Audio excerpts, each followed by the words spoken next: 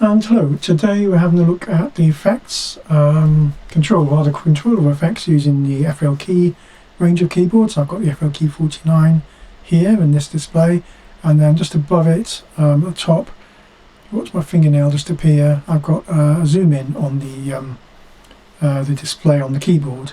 There's a lot of useful information on that display, and it's never really been captured before in my previous videos, so I wanted to show you that today. Now we're looking at effects, but probably most of you who have the FL key keyboard and use FL Studio know that we've got great control over instrument plugins, and I'll just pick one out now, and I'm going to pick out my favourite, one of my favourites, which is the Mercury 4, which is the Jupiter 4 from Roland. Now I was in a band in the 80s, we always wanted a Jupiter 4, could never afford one. Jupiter 8 came out, we always wanted a Jupiter 8, you could never afford one. It's a lovely keyboard, lovely emulation of the original Roland Jupiter 4. But what we have, and if you look at the displays there, we've got cutoff frequency, resonance, attack, release, modulation, in this case the LFO amount, effect 1, which take echo in this one, effect 2, which is the reverb, and then the relative level of the instrument.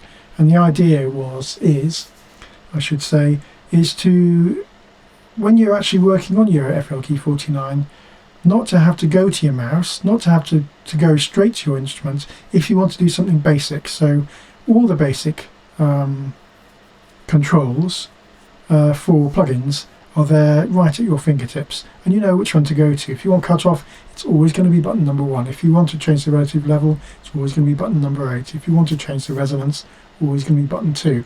And I think that's where the value in this limited number of top level controls is. Anyway, this isn't about instruments, this is about effects. So let's close that down and let's go in and start looking at some of these effects.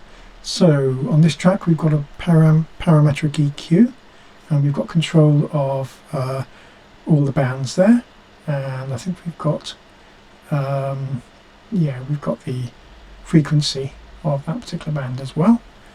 Let's pick out a few more. The limiter here. So looking at the display, I can see I've got control of gain, soft saturation, and interestingly on the UI of the effect it just says sat, so it's quite nice to see you've got a bit more information now on the display on the FL key. It's not just sat, it's soft saturation. In some cases there's sort of 3 words, and it would be nice to have a slightly larger display, but I'm not going to complain because it's great as it is. Limiter ceiling, limiter attack, curve, I think that is. Limiter release probably curve. What am I changing now? Yeah, it's curve again. And limiter peak, sustain. I'll give you one more.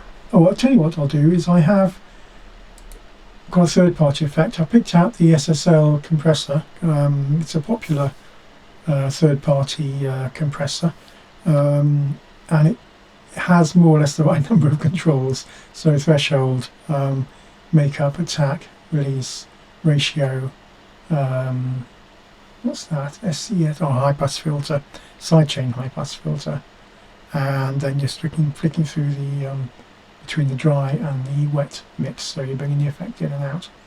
And then there you're changing the oversampling rate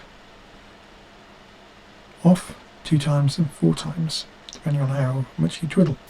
And of course with all these effects, they're no good if they don't work on every channel, so I've got this compressor on most of these channels, and whichever one you have currently selected, which channel you have selected, is the one you're going to be changing. So here I'm changing channel number 6. If I flick back to this one, I'm now changing channel number 4. You can see the mixers automatically changed, and it works both ways. So You can do that using the FL key keyboard, you can do it using the mouse, you can do it using your fingertips as well, if you're lucky enough to have, oh, you can't see what I'm doing. Whoops, I've got a tooth missing. I was trying to avoid laughing too much to show you that. Hopefully getting a replacement fairly soon, we'll have to wait and see.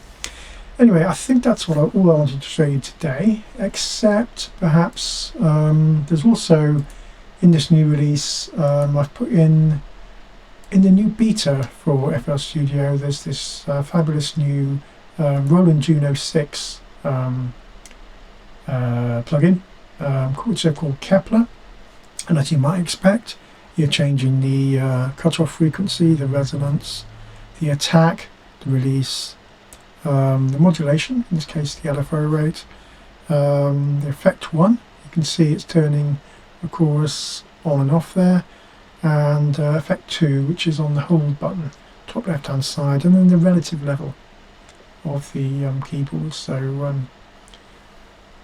wanted to show you that as a bit of a treat. They're doing such a great job, it's almost like they're going to be putting plugin manufacturers out of business, because the effects and the instruments in FL Studio are really good. But they haven't got a Jupiter 4, they haven't got a Jupiter 8, but they've got a Juno now, so they're on their way. Anyway, that's what I just wanted to show you today. I hope you've got something out of that. Please leave me a like and subscribe if you want to see more. I will be looking at showing you how you can put your own instruments into the next release, or into the release after that, depending on how quick you are off your feet. It's fairly straightforward. There's two ways you can do it. You can either modify the source script, it's not that difficult, or if you want the really easy way, you can just use the community spreadsheet. And the benefit of the community spreadsheet is everyone will benefit from your additions to the effects.